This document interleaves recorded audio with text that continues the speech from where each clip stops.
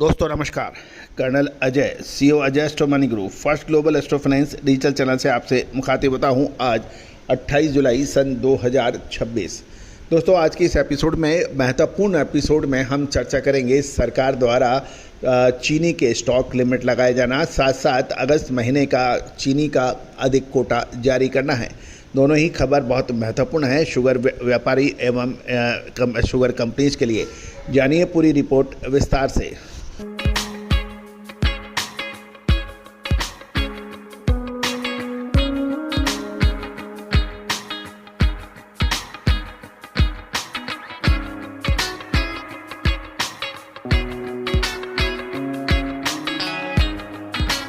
दोस्तों कहा जाता है कि एग्रो कमोडिटीज़ के जो ट्रेडर्स हैं, इन्वेस्टर्स हैं, उनको कभी परेशानियां नहीं आनी चाहिए, क्योंकि 130 करोड़ से अधिक की जनसंख्या वाला देश, जहां खाद्य सामग्री प्रचुर मात्रा में उपलब्ध भी है और बड़ी मात्रा में हम आयात और निर्यात दोनों करते हैं, तो क्या समस्या है, क्या परेशानी है? क्यों एग्रो कमोडिटीज़ यानी गल्ले या तिलहन दलहन के व्यापारी परेशान रहते हैं? क्योंकि अग्रिम रिसर्च रिपोर्ट उनके पास नहीं होती है। सुनी सुनाई बातें, अफवाहों पर वो अधिक ध्यान देते हैं और अक्सर बड़ी परेशानी में घिर जाते हैं। तो दोस्तों उसके लिए विशेषज्ञ द्वारा तैयार विशेष स्पॉट मार्केट एग्रो कमोडिटीज़ के लिए आप संपर्क कर सकते हैं। दलहन, तिलहन, मसाला, अनाज, कपास, इन सभी पर रिपोर्ट्स उपलब्ध है, संपर्क कर सकते हैं। जानिए रिपोर्ट विस्तार से। Sugar market. दोस्तों त्योहारी सीजन में चीनी की सप्लाई और कीमतों पर सरकार का एक बड़ा फैसला आया है। अगस्त 2026 के लिए 22.50 लाख टन का कोटा जारी किया गया है और डीलर्स पर लगभग 4000 क्विंटल यानी 400 टन क्विंटल की शुगर की यानी चीनी की स्टॉक सीमा लागू की जाएगी। आगामी त्यौहार के सीजन में चीनी की बढ़ती मांग को पूरा करने और कीमतों पर नियंत्रण रखने के लिए केंद्र सरकार ने दो बड़े कदम उठा दिए हैं।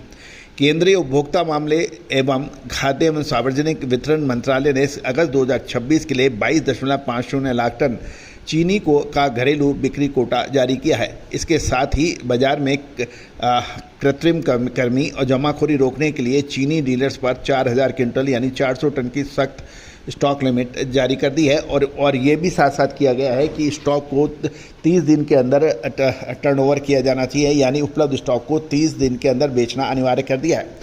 अगस्त महीने के लिए कोटा का बढ़ाने की प्रमुख वजह त्योहारों की बात की जा रही है।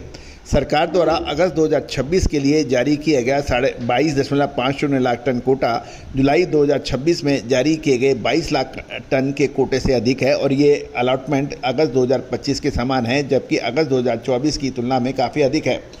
तो मसाले, खुशबू और प्योर झांझ, टेस्ट से भर दे हर जुबां पे स्वाद। एवरीडे मसाले, देश का स्वाद।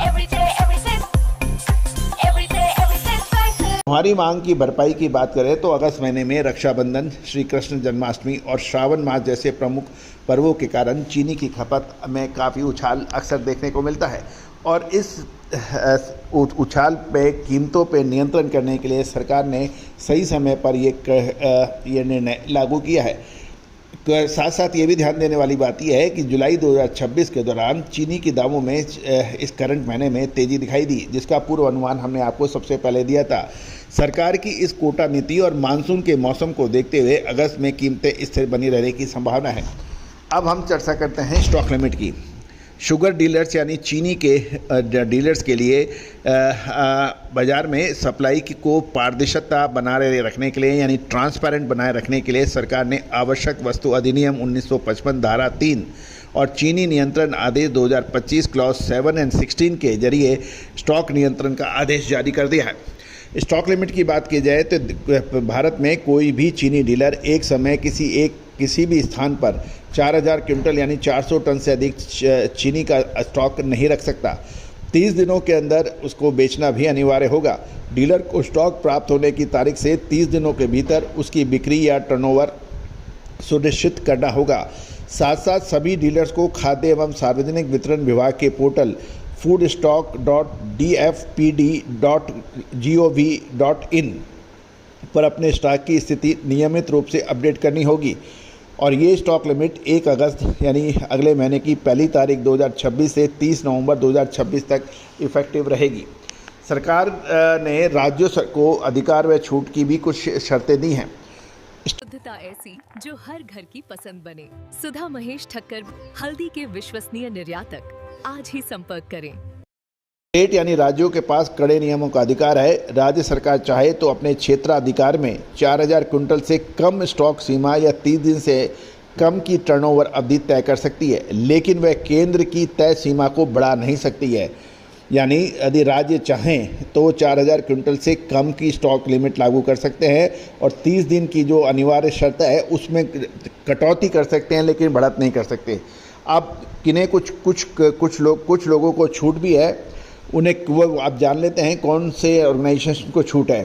सरकारी खाते में रखी गई चीनी और सार्वजनिक वितरण प्रणाली यानी PDS public distribution system ration दुकानों के लिए अधिकृत डीलर के स्टॉक को इस सीमा से बाहर रखा गया है।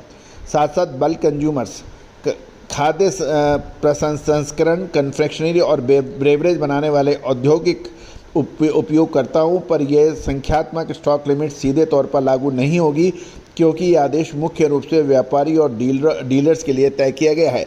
सरकार के इस दोहरे कदम एक तरफ बाजार में अतिरिक्त सप्लाई सुनिश्चित करना तथा कोटा बढ़ाना और दूसरी ओर जमाखोरी रोकने के लिए स्टॉक लिमिट लगाने से आगामी त्योहारी सीजन के लिए आम उपभोक्ताओं को राहत मिलने की उम्मीद लगाई जा रही है और चीनी के मूल्यों में नियंत्रण भी रहेगी।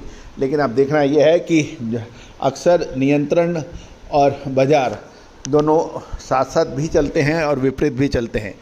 साल 2026 में लाल मिर्च, हल्दी और धनिये में तेजी के बाद क्या अब जीरे की बारी? साल 2023 के अंदर हमारा ऐतिहासिक तेजी और फिर मंदी का अग्रिम अनुमान सही साबित हुआ था। Now at a decisive moment, contact for spot market special research report. आगे क्या संभावना है, इसके ऊपर अपडेट के लिए, विशेष रिपोर्ट के लिए आप संपर्क कर सकते हैं। चैनल को लाइक और सब्सक्राइब अवश्य कीजिए। All the very best, good luck, happy trading.